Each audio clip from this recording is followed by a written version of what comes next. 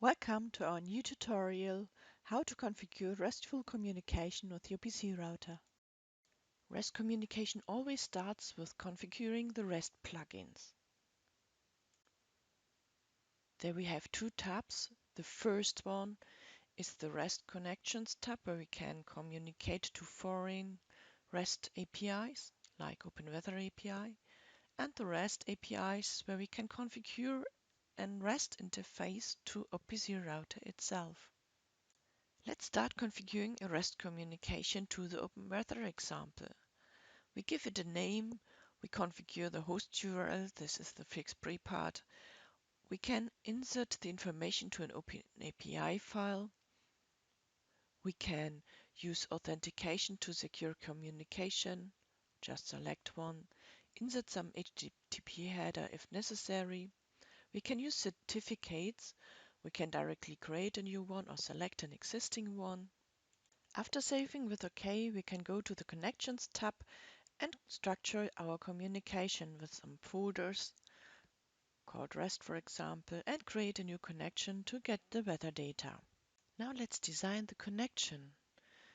Starting with the REST transfer object, double-click and select the connection we prepared.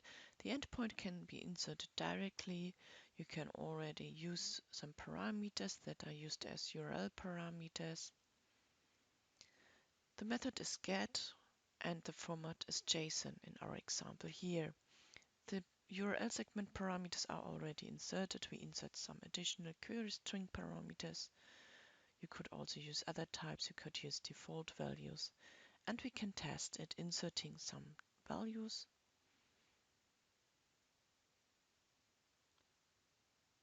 Send it and copy the result.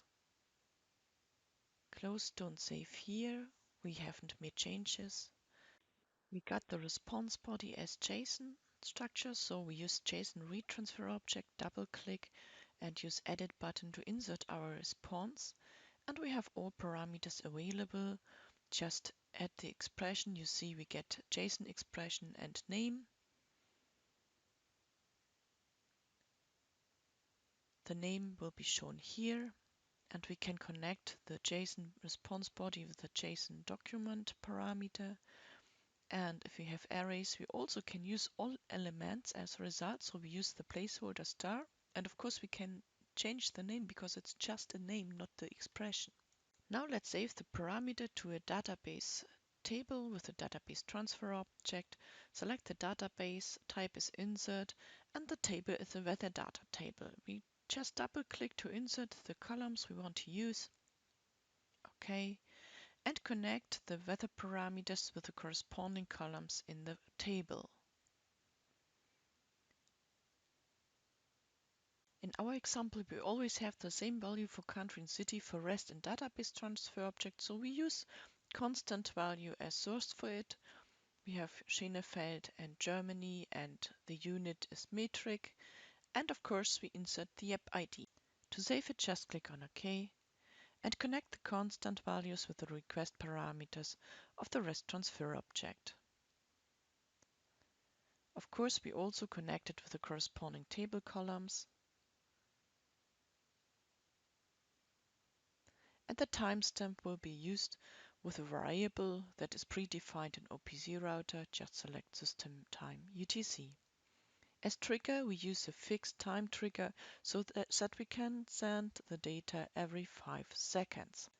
Now we change to setting connection productive, check this and start setting productive. We go to the status tab and see the connection values running. Now move to your SQL data client, execute your query and see the data coming into the data table. But how make OPC Router as a REST API interface? Just go back to the plugins part, use the REST APIs, insert a new one, give it a name and a free port, use a root prefix, we use arrows as answers, you use basic authentication here with a username, and the OpenAPI provide data can give us some testing environment.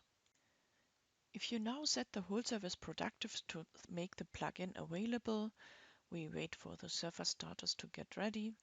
Use our link for the Open API UI, you must insert the username and password that you have configured before.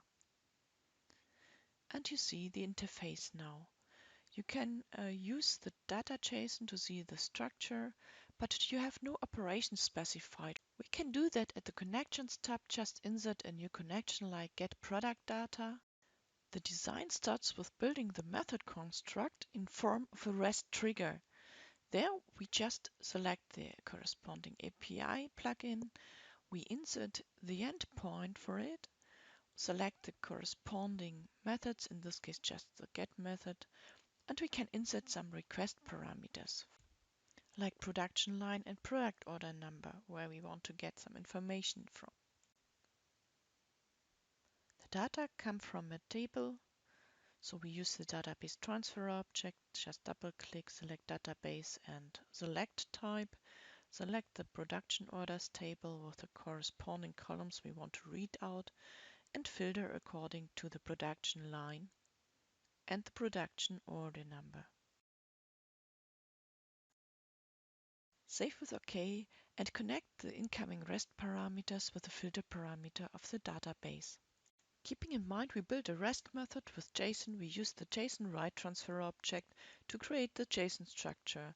We now use the parameters directly, inserting them here without creating the REST structure. If you want to create it on your own, you can use the edit button like we did in the other example, but we just insert the corresponding parameters here and then insert them to the data fields with the JSON expression and the data field name. So you can rename the parameters, not the expression, OK, and connect the corresponding database fields with the JSON write transfer objects. And the line and the PO number, of course, comes directly from the REST parameters, and the JSON response will be connected to the response body. Again, go to the Setting Connections tab, check and set productive. If you change something, you must restart. Go to the Status tab, wait for being initialized. Then you can go back to the Swagger UI, just reload the page, and you have the get method here for get production data. Just test with the corresponding line and PO number, execute, and you have the request URL and the response body that is used. In the background, we see the data transfer status of OPC Router.